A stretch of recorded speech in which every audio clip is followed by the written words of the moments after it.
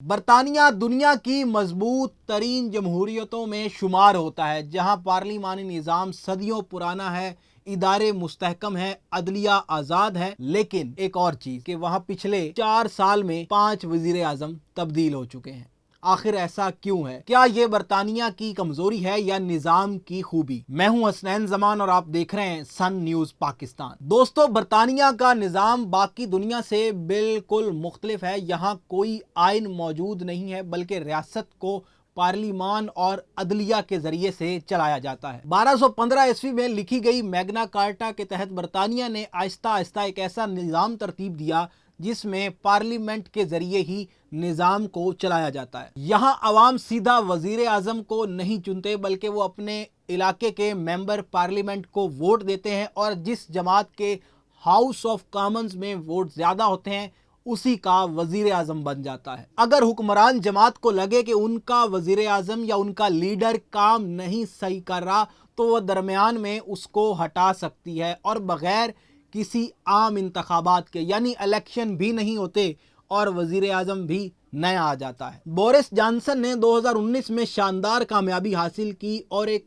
پرانا معاملہ بریگزٹ کا معاملہ جو چل رہا تھا اس کو بھی حل کیا، لیکن ان کا ایک ایسا سکینڈل سامنے آیا جس کو پارٹی گیٹ سکینڈل کہتے ہیں۔ آپ تصور کریں کہ پوری دنیا کرونا وبا میں گھری ہوئی ہے، لوگ اپنے پیاروں کو دفنا نہیں سکتے، کسی سے مل نہیں سکتے، اور وزیر اعظم ہاؤس کے اندر پارٹیاں چل رہی ہیں۔ جیسے ہی یہ راز فاش ہوا، عوام کے اندر غم و غصہ پایا گیا، ان کی اپنی پارٹی کے اندر ہی بغاوت شروع ہو گئی، اور آخرکار جولائی 2022 کو بورس جانسن کو استعفیٰ دینا پڑ گیا۔ پھر آئے لیز ٹرس۔ انہوں نے معیشت کو بہتر بنانے کے لیے بھاری ٹیکس اور کٹوتیوں کا اعلان کیا، مگر یہ فیصلہ بھی الٹا پڑ گیا۔ برطانوی منڈیوں میں کھلبلی مچ گئی، پاؤنڈ کی قیمت نیچے آنا شروع ہو گئی، حکومت کے لیے قرض لینا مہنگا ہو گیا، اور سرمایہ کاروں کا حکومت کے اوپر اعتماد بری طرح اٹھ گیا، اور نتیجہ یہ نکلا کہ 45 دن بعد لیز ٹرس کو اپنی کرسی ہی چھوڑنا پڑ گئی۔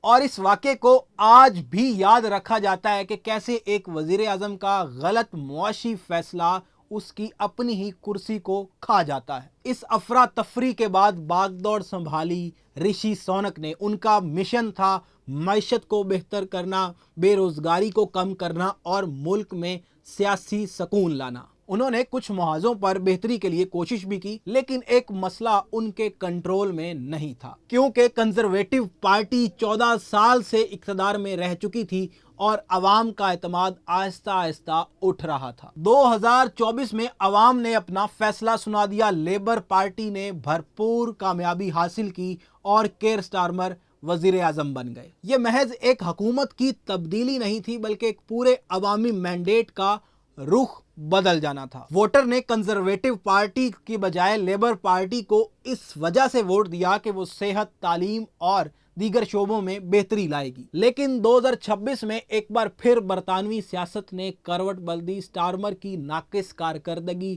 اور پارٹی کے اندر بڑھتے ہوئے اختلافات کی وجہ سے لیبر پارٹی نے اپنے وزیر اعظم کو تبدیل کرنے کا فیصلہ کیا۔ اب سوال ایک یہ پیدا ہوتا ہے کہ کیا اتنی جلدی وزیر اعظم بدل جانا برطانیہ کی طاقت ہے یا کمزوری؟ برطانوی نظام کی بنیاد ہی اسی کے اوپر رکھی گئی تھی کہ اگر قیادت اپنی ذمہ داری ادا کرنے میں ناکام ہو جاتی ہے تو بجائے پورا سسٹم مفلوج کرنے کے آپ اس ایک وزیر اعظم کو تبدیل کر سکتے ہیں۔ باقی ادارے، عدلیہ، جو بھی ادارے ہیں وہ تسلسل سے اپنا کام کرتے رہتے ہیں۔ لیکن برطانیہ میں معاملہ الٹ ہے۔ یہاں وزیر اعظم کو ہر وقت اپنی عوام اور اپنے ممبران پارلیمنٹ کا اعتماد حاصل کرنا پڑتا ہے۔ میرا آپ سے ایک سوال ہے، آپ مجھے بتائیں کہ اگر کارکردگی کی بنیاد پر پاکستان میں کسی پارٹی کے وزراء اعظم کو ہٹایا جائے تو سب سے زیادہ کس پارٹی کے وزیر اعظم ہٹائے جائیں گے؟ امید کرتا ہوں آپ کو ویڈیو پسند آئی ہوگی۔ سن نیوز پاکستان کو سبسکرائب کر لیں۔ اگلی ویڈیو تک اللہ حافظ۔